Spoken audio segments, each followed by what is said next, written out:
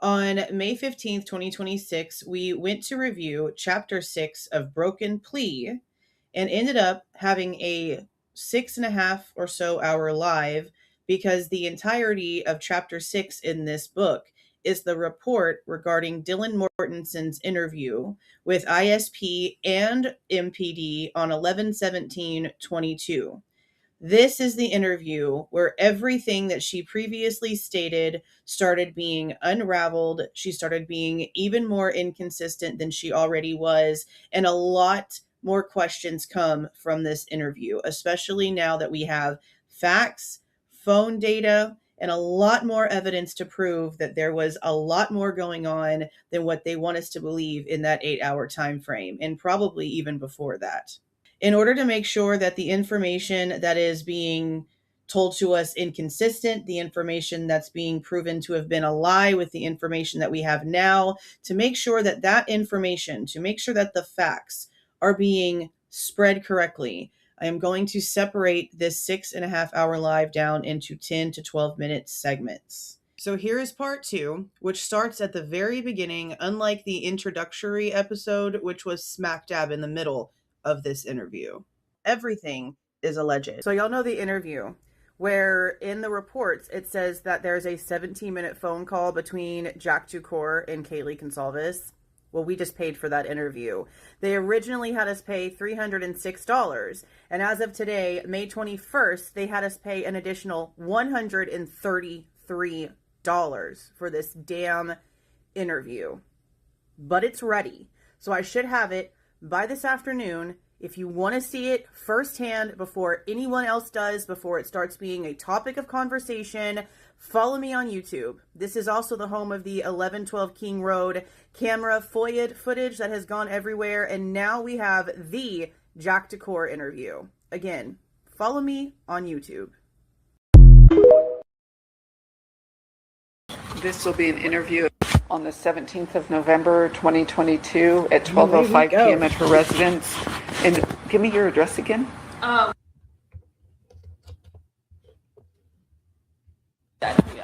You know the zip code? Well, hold on. I'll stop right here. That's not technically true though, because in the very beginning, what were they telling everybody in the media?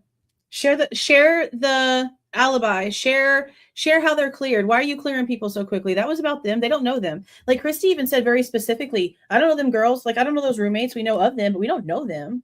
Steve tells Brat about how Bethany and Dylan are protected by people.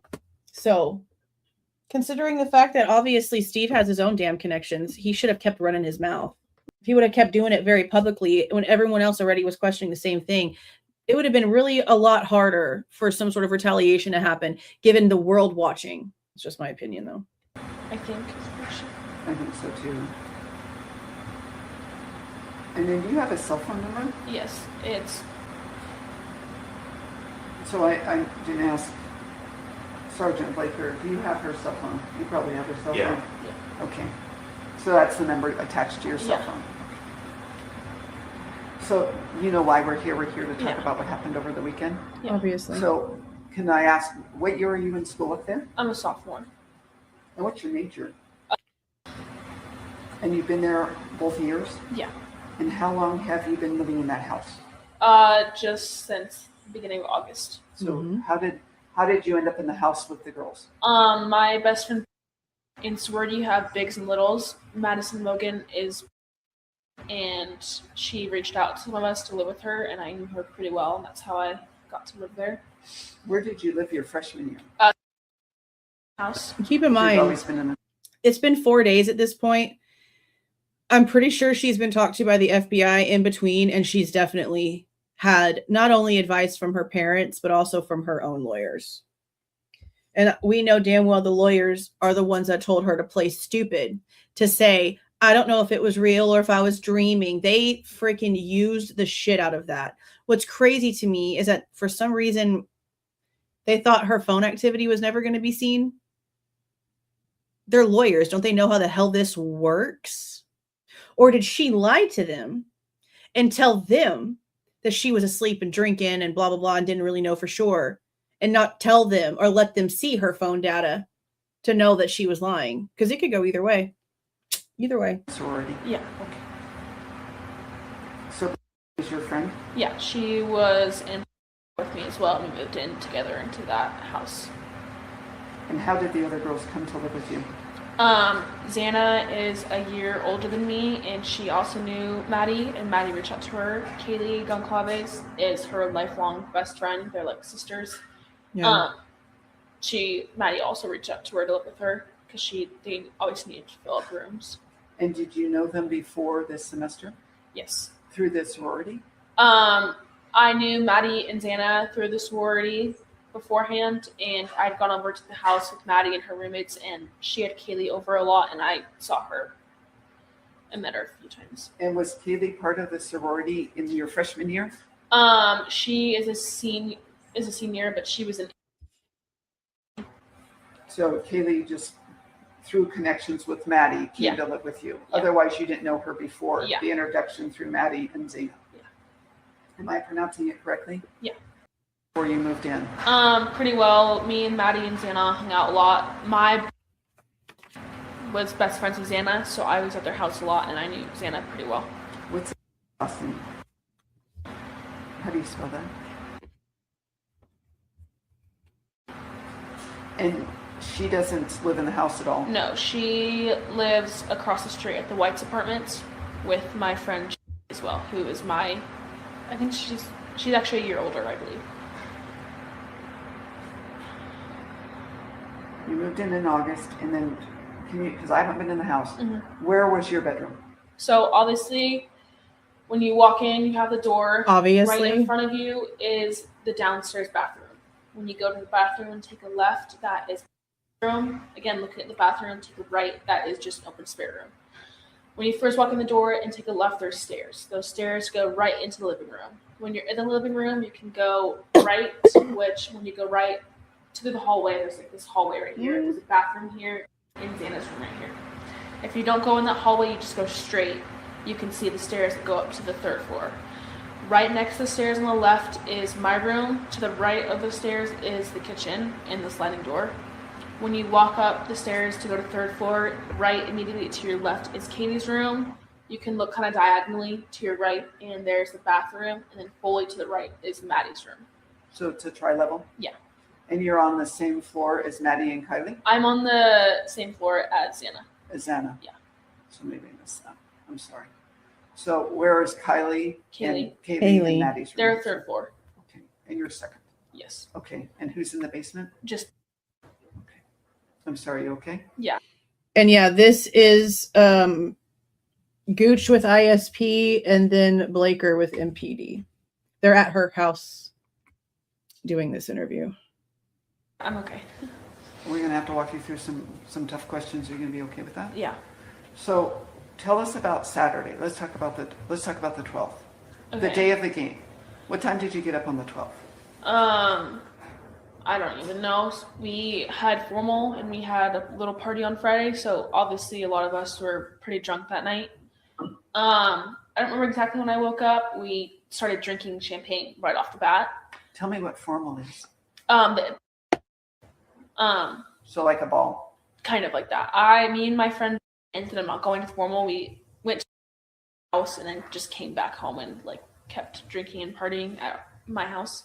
So according to the timeline in the book that was put together by ISP and MPD in November of 2023, it says that at 11 o'clock in the morning, it has that Bethany woke up at around 11 a.m. and no one else was in the house but Ethan, because everyone else went out to go get Taco Bell.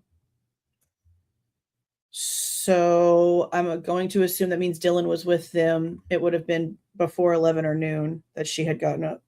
And then it was more of a smaller party. It was people that we were closer to, just mostly not like everyone else.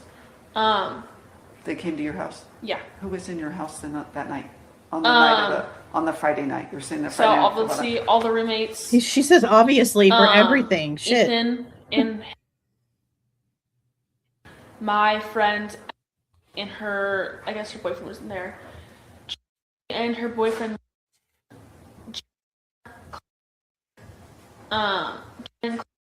They brought, and I guess brought her friend. It was like all of our friends and their dates.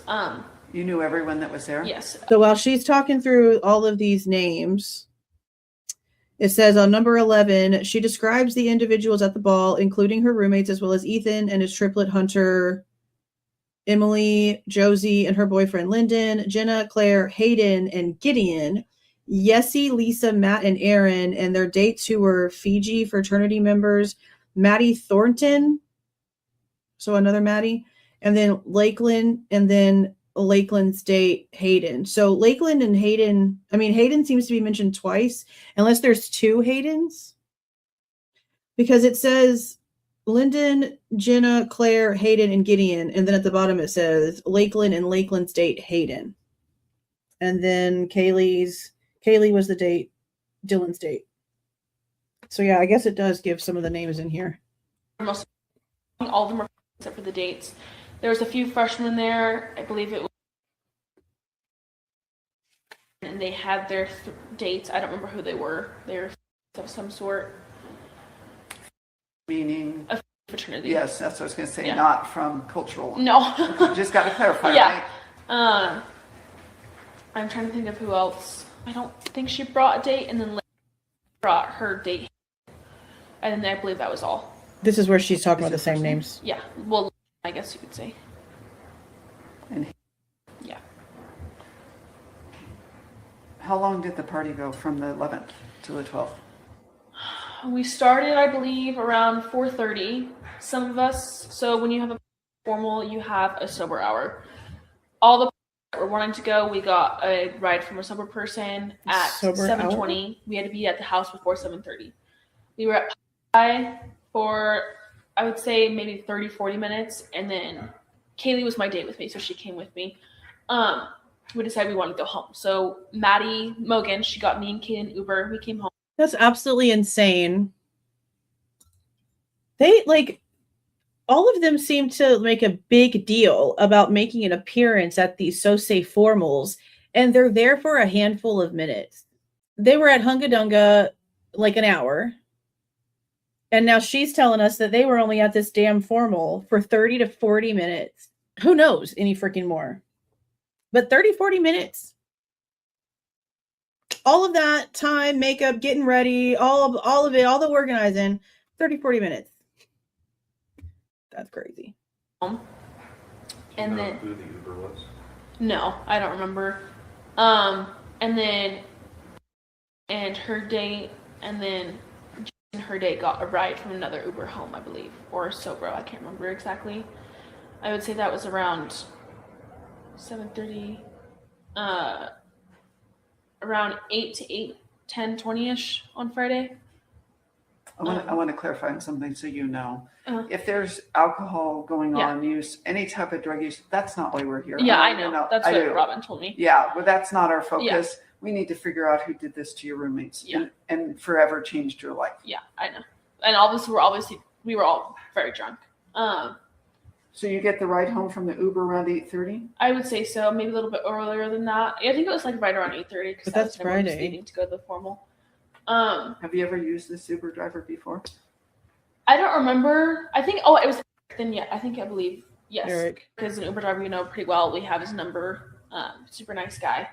I don't know for sure if the Uber that we got that night was the same guy, but we just usually would trust Ubers. Now, remember, Eric made it sound as if he was like the only one in that area that Ubered. He said that there was a woman that used to do it, but that I guess she got tired of like the mess or whatever it was. I can't remember exactly what he said, but he said there was a woman that used to do it that doesn't do it anymore. So it's basically just him, which is still crazy to me because why wouldn't a college student like want to work that hustle? Especially knowing that there's only one other person. That seems wild to me.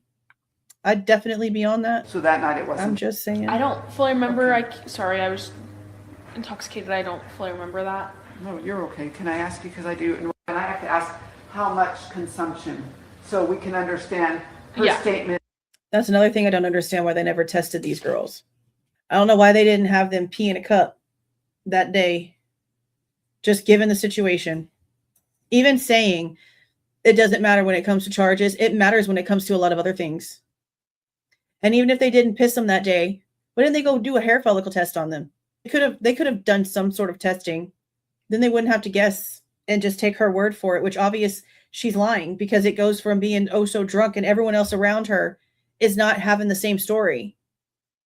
It goes from, oh, she had her whole Borg and she was so drunk on Friday and she woke up drinking Saturday and she drank all night, to barely anything at all. A couple sips here, a couple sips there, White Claws, little weak little nothings. Like, come on. For somebody that's drinking every single freaking day and partying as hard as they're partying, a White Claw ain't going to do anything. Especially with 3 within a 5-hour span.